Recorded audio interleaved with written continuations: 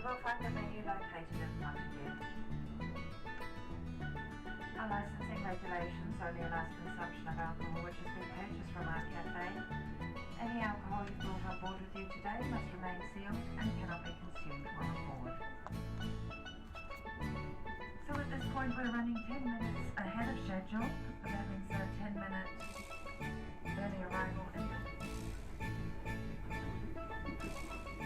People on and off there, and then on down the coastline for another 40 minutes or so till we turn inland into North Canterbury up the Conway River Valley, then following the